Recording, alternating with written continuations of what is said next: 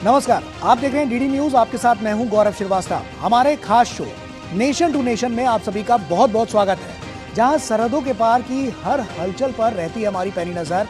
आज हम आपको सीधे जोड़ेंगे दुनिया की सबसे बड़ी सुर्खियों से, वो फैसले जो बदल रहे हैं वैश्विक समीकरण और वो घटनाएं जिन्होंने पूरे हफ्ते अंतर्राष्ट्रीय मंच पर मचाई है हलचल। तो खबर सिर्फ हेडलाइन नहीं होगी, हर पहलू, हर रणनीति, हर असर, ग्राउंड जीरो के हालात, अंतर्राष्ट्रीय समुदाय की प्रतिक्रिया, वो भी तथ्यों के साथ, विश्लेषण के साथ और सबसे सटीक दृष्टिकोण के साथ। तो आइए सबसे पहले देखते हैं टॉप 3 अंतर्राष्ट्रीय खबरें। बुलेटिन में सबसे पहले बात शतरंज की उच्च बिसात की, जिस पर अमेरिका और ईरान तबाही का दांव खेल रहे हैं। तो दूसरी तरफ इसकी आंच ट्रंप के घर तक आ गई है। क्यों ट्रंप अपने बेटे की शादी में शामिल नहीं हो रहे हैं? क्या ईरान पर हमला ट्रंप को भारी पड़ गया और अब आगे क्या है एक्शन प्लान, इस पर हमारी बात होगी। इसके अलावा दूसरी हमारी खबर होगी, बात पुलवामा हमले की भी होगी, जिसके मास्टरमाइंड की मौत की नींद उसे सुला दिया गया। और पीओके में इस मोस्ट वांटेड आतंकी को किसने मारा और क्यों पाकिस्तान में आतंक के आका अब दहशत में हैं, इस पर भी हम आपको पूरी जानकारी देंगे। इसके अलावा तीसरी खबर, आखिर में बात होगी एवरेस्ट पर लगे जाम की होगी। जी हां, दुनिया की सबसे ऊंची चोटी पर कैसे लग गया जाम और क्या है इसकी कहानी। तस्वीरें हैरान करने वाली है, लेकिन इसके साथ ही पर्यावरणविद सवाल भी खड़े कर रहे हैं। तो आइए अब नेशन टू नेशन की शुरुआत करते हैं।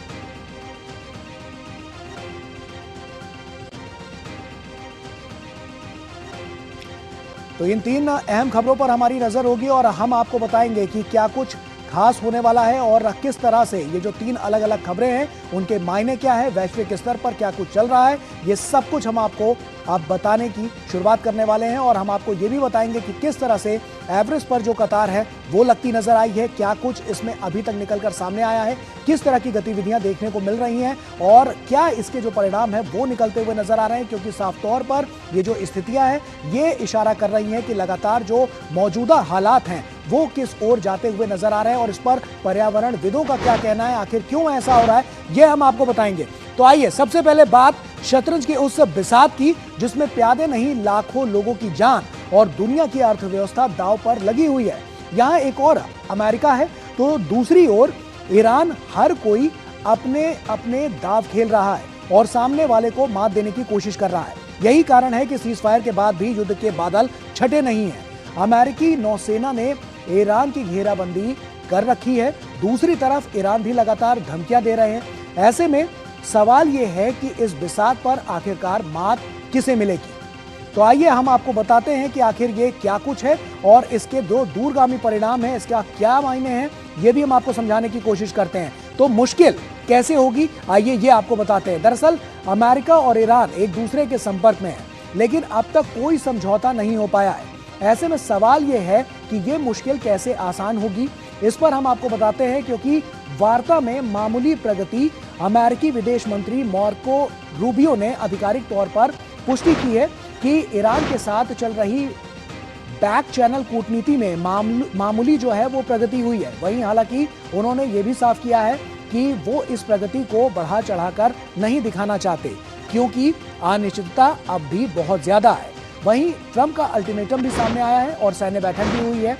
ऐसे में आपको बता दें कि व्हाइट हाउस में राष्ट्रपति डोनाल्ड ट्रंप ने अपनी सीनियर नेशनल सिक्योरिटी टीम, जिसमें उपराष्ट्रपति जेडी वेंस और रक्षा मंत्री पीट हेगसेथ शामिल थे, उनके साथ एक आपातकालीन बैठक की है। ट्रंप ने चेतावनी दी है कि यदि ईरान ने आखिरी पलों में शर्तों को नहीं माना तो वे नए सिरे से भीषण सैन्य हमलों का आदेश देने के लिए गंभीरता से विचार कर रहे हैं। वहीं पाकिस्तान सबसे बड़ा मध्यस्थ बना है। तो ऐसे में क्या कुछ हुआ है वो भी हम आपको बताते हैं। दरअसल सबसे हैरान करने वाली बात यह है कि इस पूरी वार्ता को सफल बनाने की जो जिम्मेदारी है इस समय पाकिस्तान पर है। पाकिस्तान के सेना प्रमुख फील्ड मार्शल आसिम मुनीर और आंतरिक मामलों के मंत्री मोहसिन नकवी एक बड़े डेलीगेशन के साथ तेहरान पहुंचे हैं। जनरल मुनीर ईरान के IRGC कमांडर अहमद वाहिदी से मिलकर अमेरिकी प्रस्तावों पर अंतिम सहमति बनाने की कोशिश कर रहे हैं। लेकिन सवाल यह है कि क्या पाकिस्तान पर ईरान भरोसा करेगा, जो सऊदी अरब में ईरान के खिलाफ सेना भेज चुका है। इसके अलावा सबसे बड़ा पेच वार्ता में इसमें सबसे बड़ा गतिरोध जो है वो ईरान के हाईली एनरिच्ड यूरेनियम को लेकर है।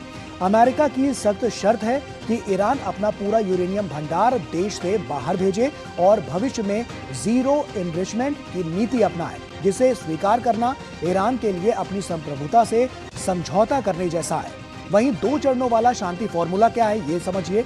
अमेरिका और मध्यस्थ देशों ने जो खाका तैयार किया है वो 2 चरणों का है, जिसमें फेज 1 की अगर हम बात करें तो तत्काल युद्ध विराम और हॉर्मुज जलमार्ग को पूरी तरह से खोलना है। वहीं फेज 2 की अगर हम बात करें तो 45 दिनों की एक निश्चित समय सीमा के भीतर ईरान के परमाणु कार्यक्रम और प्रतिबंधों को हटाने यानी कि सैंक्शंस रिलीफ पर अंतिम फैसला होना है। वहीं ट्रंप की बढ़ती हताशा, इंटेलिजेंस रिपोर्ट्स और अमेरिकी मीडिया के अनुसार पिछले कुछ दिनों में ट्रंप वार्ता की धीमी रफ्तार से काफी वो हताश हुए हैं।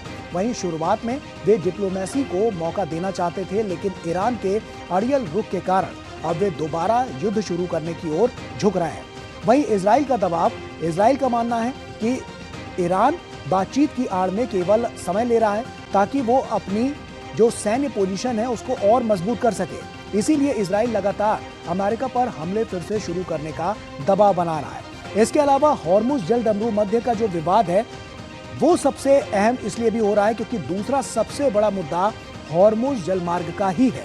ईरान ने इस रास्ते से गुजरने वाले विदेशी जहाजों पर $2 मिलियन तक का टोल टैक्स लगाना शुरू किया है, जिसे अमेरिका ने अवैध वसूली बताते हुए साफ कहा है कि इस शर्त के रहते कोई स्थायी समझौता नामुमकिन है। तो ये सब कुछ नजर आ रहा है क्योंकि जो तमाम नीतिगत जो बातचीत है वो किस तरह से आगे वहां पर नजर आ रही है और उसके अलावा भी जो अलग अलग स्थितियां हैं वो साफ तौर पर इशारा कर रही है। इसके अलावा अमेरिकी राष्ट्रपति ने साफ किया है कि हॉर्मुज पर टोल को किसी कीमत पर स्वीकार नहीं किया जाएगा। We want it free. We don't want tolls. It's international. It's an international waterway. They're not charging tolls. Right now, they are losing $500 million a day is what it's projected. I don't know, it sounds like a lot of money, but whether it's 500 or 200 or 300, they're losing a lot of money. There hasn't been a ship that's been able to get through without our approval. And the Navy has done an amazing job. And no ship is going to Iran, as you know. No ship is going to, or out of Iran without our approval. We get the highly enriched. We will get it. We don't need it. We don't want it. We'll probably destroy it after we get it, but we're not going to let them have it. और वहीं इस बीच कुछ जानकारों का मानना है कि Iran के साथ शांति समझौते को लेकर अगर अंतिम समय की बातचीत किसी नतीजे पर नहीं पहुंचती है तो अमेरिका के राष्ट्रपति डोनाल्ड ट्रंप ईरान के खिलाफ नए हमले शुरू करने पर गंभीरता से विचार कर सकते हैं। अमेरिकी मीडिया संस्थान एक्सियोस ने शुक्रवार को खबर में यह जानकारी दी। खबर में कहा गया कि ट्रंप ने ईरान के साथ युद्ध पर चर्चा करने के लिए शुक्रवार सुबह राष्ट्रीय सुरक्षा टीम के वरिष्ठ अधिकारियों से मुलाकात की। इस बीच पाकिस्तानी सेना प्रमुख आसिम मुनीर ईरान की राजधानी तेहरान पहुंचे और कतर के एक प्रतिनिधि मंडल ने अंतिम समय में समझौता कराने के प्रयास में उनका साथ दिया। दूसरी ओर व्हाइट हाउस में ट्रंप के साथ हुई बैठक में उपराष्ट्रपति जेडी वेंस, रक्षा मंत्री पीट हेग्सेथ, CIA के निदेशक जॉन रैटक्लिफ और व्हाइट हाउस की चीफ ऑफ स्टाफ सूसी वाइल्स और अन्य सैन्य अधिकारी भी यहां पर उपस्थित रहे। वहीं ट्रंप ने शुक्रवार को व्हाइट हाउस में आयोजित एक कार्यक्रम में कहा, ईरान समझौता करना चाहता है, देखते हैं क्या होता है, लेकिन हमने उन्हें कड़ा झटका दिया है और हमारे पास कोई विकल्प नहीं था क्योंकि ईरान परमाणु हथियार नहीं रख सकता, वे इसे नहीं रख सकते। यानी साफ है कि शतरंज की इस बिसात पर हर कोई अपने अपने दांव खेल रहा है। वहीं ट्रंप एक्शन के मूड में है, लेकिन अमेरिका को भूलना नहीं चाहिए कि ईरान पर हमला आसान नहीं है। ये बात खुद अमेरिकी रिपोर्ट्स से साबित भी हुई है। अमेरिका को ईरान के खिलाफ शुरू किए गए सैन्य अभियान में भारी नुकसान हुआ है। ऑपरेशन एपिक फ्यूरी के दौरान अमेरिका के 42 विमान नष्ट या क्षतिग्रस्त हो गए। इनमें फाइटर जेट्स और ड्रोन्स भी शामिल हैं। कांग्रेशनल रिसर्च सर्विस की रिपोर्ट में यह चौंकाने वाला खुलासा किया गया कि हम आपको अब ये बताते हैं कि ईरान ने अमेरिका के किन विमानों को खाक में मिलाया है। तो आइए सबसे पहले हम आपको बताते हैं। दरअसल इसमें आप देखिए F-15E स्ट्राइक 4 विमानों का नुकसान। ये अमेरिका के सबसे बड़े भरोसेमंद लड़ाकू विमान माने जाते हैं। इस युद्ध में कुल 4 F-15E तबाह हुए। इनमें से 3 विमान मार्च में कुवैत के ऊपर फ्रेंडली फायर के कारण दुर्घटनाग्रस्त हुए। वहीं एक विमान अप्रैल की शुरुआत में ईरान के हवाई क्षेत्र में ईरानी डिफेंस द्वारा मार गिराया गया, जिसके पायलटों को बाद में एक बड़े रेस्क्यू ऑपरेशन में बचाया गया। F-35 लाइटनिंग II एक विमान का नुकसान। यह अमेरिका का सबसे आधुनिक 5th generation stealth fighter jet है। सेंट्रल ईरान के ऊपर उड़ान भरते समय यह विमान ईरानी ग्राउंड फायर की चपेट में आकर गंभीर रूप से क्षतिग्रस्त हो गया। इसे बेहद नाजुक स्थिति में इजराइल के तेल अवीव पर इमरजेंसी लैंडिंग करानी पड़ी। F-35 के इतिहास में युद्ध के दौरान इमरजेंसी लैंडिंग का यह पहला मामला है। इसके अलावा A-10 कुल एक विमान का नुकसान।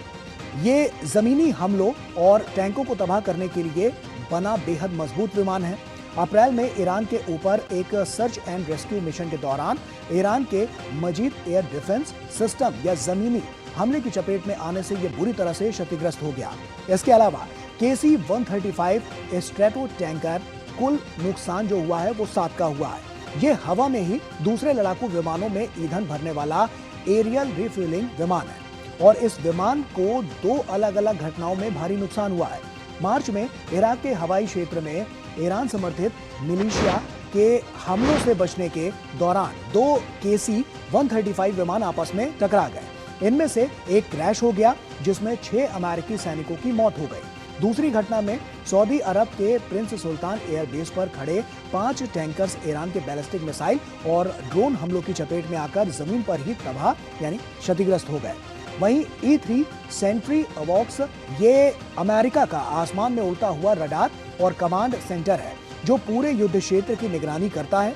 यह बेहद महंगा और संवेदनशील विमान भी सऊदी अरब के प्रिंस सुल्तान एयरबेस पर पार्क था। ईरान के अचानक हुए मिसाइल और ड्रोन हमले में यह सीधे निशाने पर आ गया।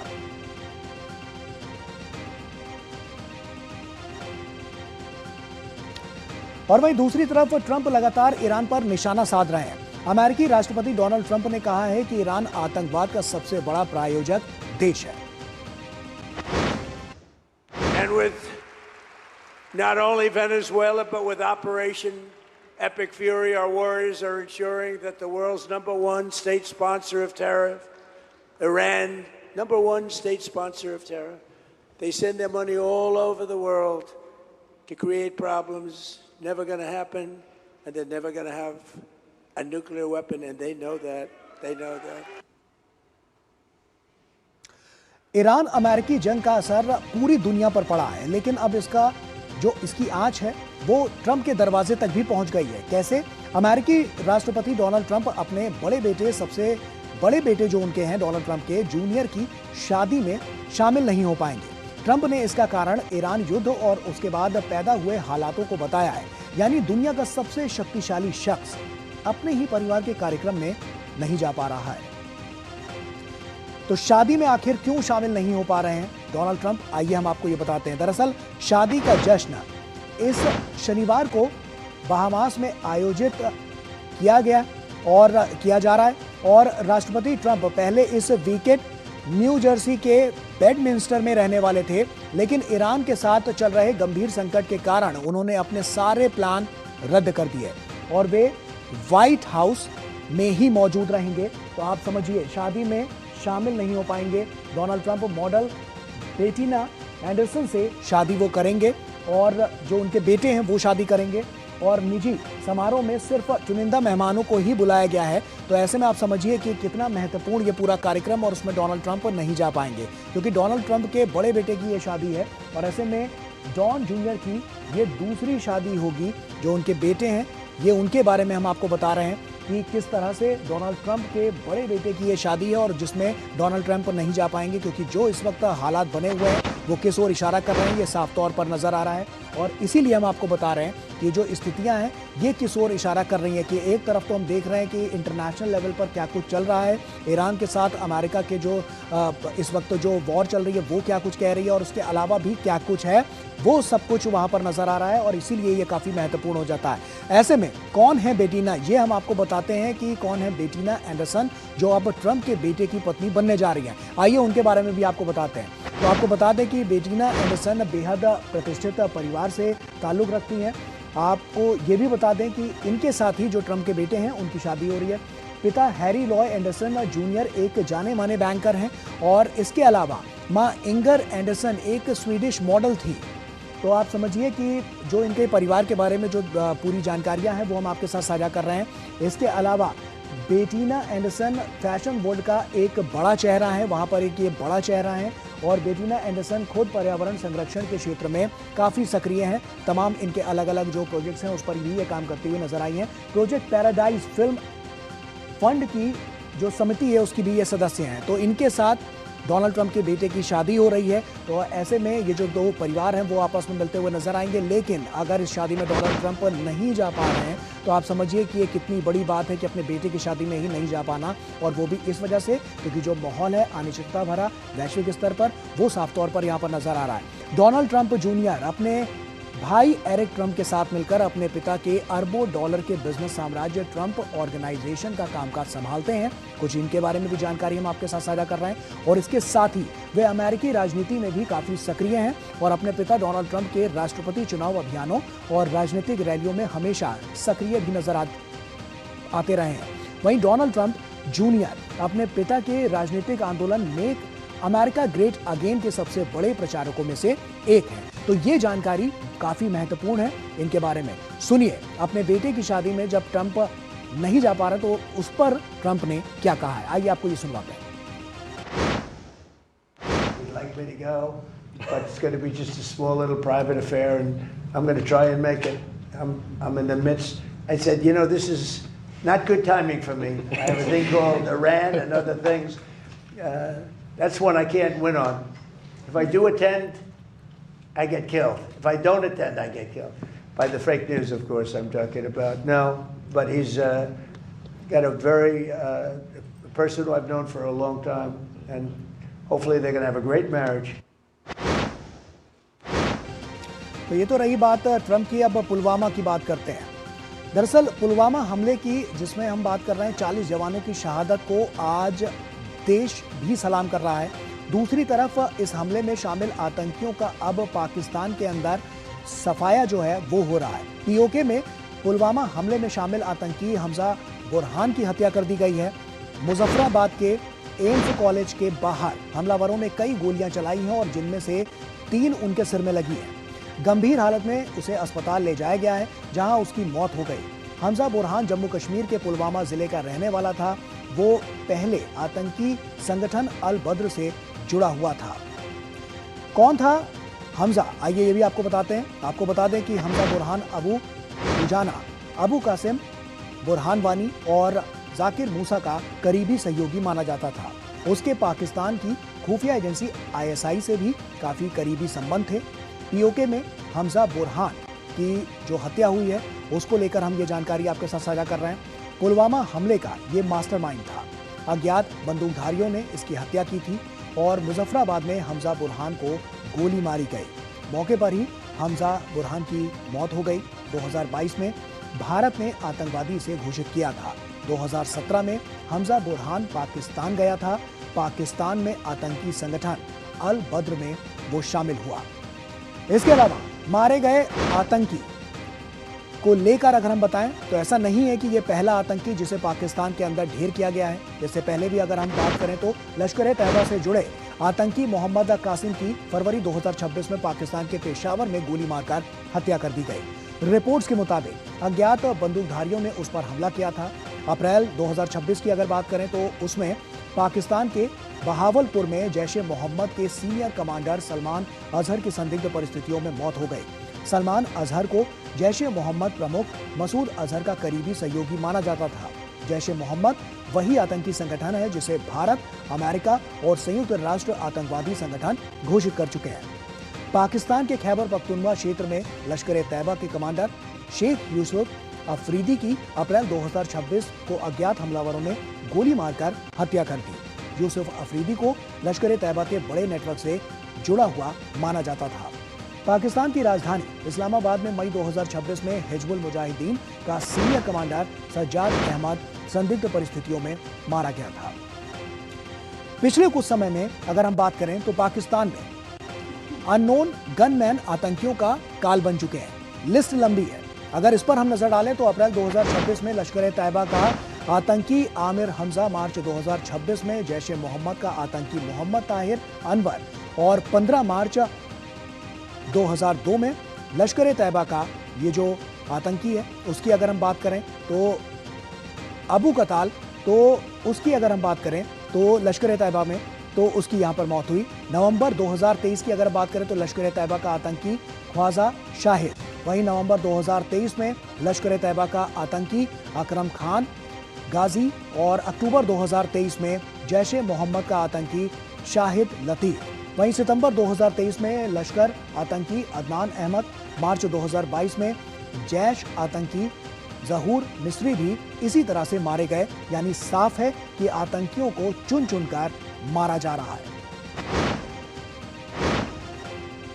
तो साफ तौर पर हमने आपको बताया कि ये जो स्थितियां हैं वो पाकिस्तान में किस ओर इशारा कर रही हैं और वहां पर भी इस तरह की चीजें नजर आती हैं जब इस तरह के आतंकी वहां पर मारे जाते हैं। क्या कुछ इसके पीछे की बात रही, ये सब कुछ हमने आपको ग्राफिक्स के जरिए समझाने की कोशिश की। छोटा सा ब्रेक ले रहे हैं, ब्रेक के उस पर जब लौटेंगे तो इबोला को लेकर तमाम जो इस वक्त रणनीतियां चल रही हैं और वैश्विक स्तर पर इसका क्या प्रकोप फैलता जा रहा है, साइंटिफिक रीजन क्या है और किस तरह की स्थितियां नजर आ रही हैं, सब बताएंगे छोटे से ब्रेक के बाद।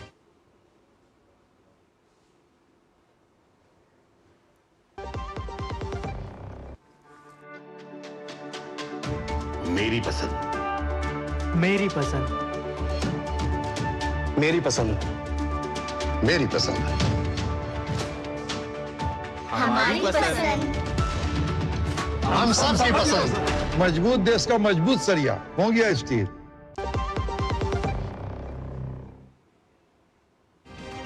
ब्रेक के बाद एक बार फिर से आप सभी का स्वागत है। अब बात उस वायरस की जिसने एक बार फिर से दुनिया की नींद उड़ा दी है। इबोला के बढ़ते मामलों ने WHO को भी अलर्ट कर दिया है। डेमोक्रेटिक रिपब्लिक ऑफ कॉन्गो में फैले इबोला संक्रमण में अब तक कम से कम 100 लोगों की मौत की पुष्टि हो चुकी है, जबकि 390 से ज्यादा संदिग्ध मामले दर्ज हुए हैं। इसके बाद पूरी दुनिया में दहशत फैल गई है। भारत समेत कई देशों ने एयरपोर्ट और बाहर जाने वाले लोगों की निगरानी शुरू कर दी है। विश्व स्वास्थ्य संगठन यानी कि WHO ने इस संक्रमण को अंतर्राष्ट्रीय आपात स्थिति घोषित किया है, यानी खतरा मामूली नहीं है। तो WHO ने इबोला को बताया है कि यह खतरनाक इसे घोषित किया है। वहीं कोंगो और युगांडा में संक्रमण के मामले जो हैं वो लगातार सामने आ रहे हैं। अब तक 600 संदिग्ध मामले और 139 संदिग्ध मौतें हो चुकी हैं। वायरस कई हफ्तों तक बिना पहचान के फैलता रहा है। घनी आबादी में संक्रमण फैलने का जो खतरा है वो लगातार बढ़ता हुआ नजर आ रहा है और WHO को सुपर स्प्रेडर इवेंट की आशंका नजर आ रही है। शुरुआती लक्षण जो हैं वो मलेरिया जैसे होने से इसकी पहचान में देरी भी हो रही है और ये जो अपनी बार का स्ट्रेन है ये काफी खतरनाक है। उसके बारे में हम आपको बता रहे हैं ये कितना खतरनाक स्ट्रेन है। दरअसल ये बुंडी बुगियो स्ट्रेन है जो इबोला का सबसे खतरनाक स्ट्रेन माना जाता रहा है और ये इबोला वायरस का दुर्लभ बुंडी बुगियो स्ट्रेन है। संक्रमित व्यक्ति या जानवर के बॉडी फ्लूइड्स से ये फैलता है। औसत मृत्यु दर इसमें करीब 40% तक मानी जाती है। तेज बुखार, कमजोरी, उल्टी और ब्लीडिंग इसके प्रमुख लक्षण हैं। फिलहाल इस स्ट्रेन के लिए वैक्सीन उपलब्ध नहीं और ना ही कोई इसके लिए कोई मेडिकल उपचार भी अभी तक यहाँ पर निकलकर सामने आ पाया है। जो लगातार जो वैश्विक स्तर पर जो तमाम जो वैज्ञानिक हैं इस पर लगातार शोध कर रहे हैं, जो डॉक्टर्स हैं वो भी इस बारे में बता रहे हैं। WHO इसकी संभावित वैक्सीन विकल्पों पर लगातार काम कर रहा है। वहीं वैक्सीन विकसित होने में अब 3 से 9 महीने तक का जो समय है वो लग सकता है, इसीलिए इसे इस तरह से इमरजेंसी घोषित किया जा रहा है।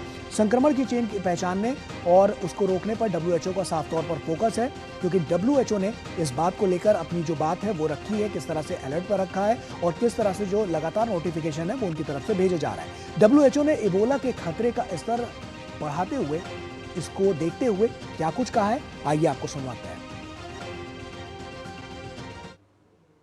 Outbreak in the Democratic Republic of the Congo is spreading rapidly. Previously, WHO assessed the risk as high at the national and regional levels and low at global levels. We're now revising our risk assessment to very high at the national level, high at the regional level, and low at global level.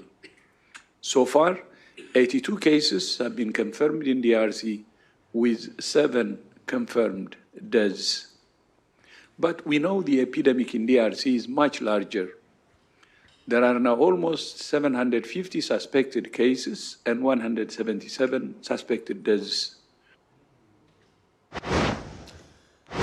तो global emergency इसे घोषित किया गया है, लेकिन उसके बावजूद लगातार जो काम किया जा रहा है WHO द्वारा और जो तमाम वैज्ञानिक हैं दुनिया भर के, वो लगातार इस पर शोध कर रहे हैं और इसको हराने के लिए या इस पर काबू पाने के लिए जो वैक्सीन है और अलग अलग जो मेडिकल इक्विपमेंट्स हैं उस पर काम करते हुए नजर आ रहे हैं। अगली खबर का रुख करते हैं। दरअसल अब तक आपने लोगों की कतार को बैंकों या सार्वजनिक सेवाओं के लिए उन कतारों को देखा होगा, लेकिन क्या अगर ये कतार एवरेस्ट पर चढ़ने के लिए हो जाए तो क्या होगा? दरअसल 20 मई को रिकॉर्ड संख्या में पर्वतारोहियों ने माउंट एवरेस्ट पर चढ़ाई की। यह नेपाल की तरफ से एक ही दिन में दुनिया की सबसे ऊंची चोटी पर पहुंचने वालों की अब तक की सबसे बड़ी संख्या है। Expedition operators association of Nepal के अनुसार 274 लोग सफलतापूर्वक चोटी पर पहुंचे, जिनमें पर्वतारोही और नेपाली शेरपा गाइड इसमें शामिल थे। नेपाल की तरफ से चढ़ाई करने वालों की पिछली सबसे बड़ी संख्या जो थी वो 223 थी। ऐसे में जो 22 मई 2019 को ये दर्ज की गई थी, पर्वतारोहण विशेषज्ञ अक्सर नेपाल की इस बात के लिए आलोचना करते हैं कि वो पहाड़ पर बड़ी संख्या में पर्वतारोहियों को जाने की अनुमति देता है। इससे कभी कभी चोटी के नीचे स्थित डेथ जोन में खतरनाक जाम या लंबी कतारें भी लग जाती हैं। इस क्षेत्र में प्राकृतिक ऑक्सीजन का स्तर इतना कम होता है कि वो इंसानों के जीवित रहने के लिए जरूरी स्तर से काफी नीचे चला जाता है। लेकिन इस चुनौतियों के बावजूद भी एवरेस्ट पर चढ़ने का जो जुनून है वो कम नहीं हो रहा है। तो आप देखिए इन तस्वीरों को कि कैसे जो लोग हैं वो लगातार यहाँ पर नजर आ रहे हैं और इस तरह से जो क्रम है वो बढ़ता हुआ नजर आ रहा है।